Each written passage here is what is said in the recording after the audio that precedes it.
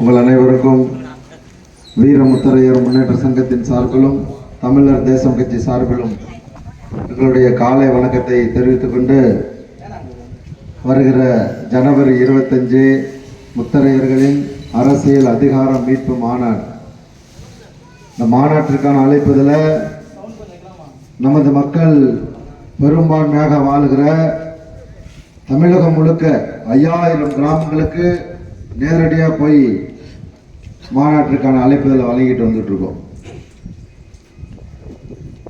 நம்முடைய 1000 கால வரலாறை சொல்லணும்னா பேரரசர் பெரும்பிடுகு முத்தரையருடைய வயதை சொன்னா போதும். 1350வது பிறந்த நாள், அவருடைய பிறந்த நாளை கொண்டாடி முடித்திருக்கிறோம். ஒரு பேரரசருடைய வயதை சொல்லி இந்த சமூகத்தினுடைய 1000 கால வரலாறை எல்லாத்துக்கும் சொல்லிடலாம். மக்கள் தொகை அடிப்படையில் பார்த்தோம் சொன்னா தமிழகம் முழுக்க 1,25,00,000 பேர் நம்ம மக்கள் வாழ்கிறோம். அதுல 80 to 90 லட்சம் பேர் வாக்களிக்க தகுதி உடையவராக இருக்கும். 90 லட்சம் ஓட்டர்ஸ் இருக்கும் இந்த சாதியில. பெரும்பான்மையான சாதி, இந்த பஞ்சாயத்திலையுமே பெரும்பான்மையான சாதி. ஆனா 3 முறை நம்மாலேயே தோக்கடிச்சு சந்தோஷம் அடைஞ்ச சாதி இந்த சாதி மட்டும்தான். 10 வீட்டுக்காரங்களுக்கு ஓட்டு போடுறவங்க என்ன செய்வாங்க? எவ்வளவு பெரிய பாருங்க, நாடாண்ட சமூகம், அரசர் மரபில் வந்த சமூகம், பேரு தான் பெத்த பேர் சொல்லிக்கிறோம். நாங்க நாடாண்ட சமூகம், மிக பெரும்பான்மையா தமிழகம் முழுக்க இல்ல இந்த பஞ்சாயத்திலே வாழ்ற சமூகம். ஆனா சொந்த சமூகத்துக்கு ஓட்டு போட மாட்டோம்னு சொன்னா நாம நாடாண்ட சமூகமா? அதுலயே மிகப்பெரிய சந்தேகம் வருது எனக்கு. நம்மளா சொல்லிக்கிட்டோம் போல நாடாண்ட சமூகத்துக்கான தன்மை இல்ல. அதை மாத்திக்கிட்டே வர வர இந்த சாதி சர்வ நாசமாய் போயிட்டு இருக்கு. ஆனா சொல்லுவது என்ன சொல்றோம்? நாங்க தான் பெரும்பான்மை நிரூபிக்கிறோமா? அதேதான்.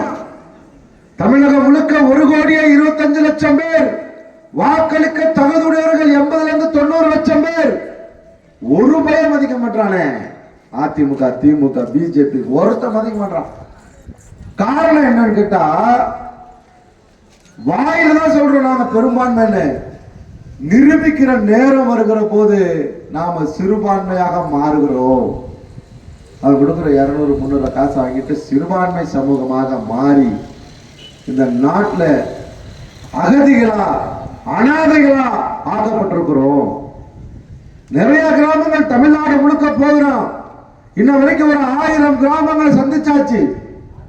அதுல பெரும்பான்மையான கிராமங்கள்ல முத்திரையர்கள் வசிக்கிற இடம் அவனுக்கு சொந்தம் இல்ல. பட்டால வீட்டுக்கு பட்டால. இலங்கையில போர் நடந்தப்ப அகதிகளா கொண்டு நம்ம தமிழர்களை ஒரு இடத்துல அடைச்சு வச்சிருக்காங்க. அதுக்கு பேர் அகதிகள் முகாம்.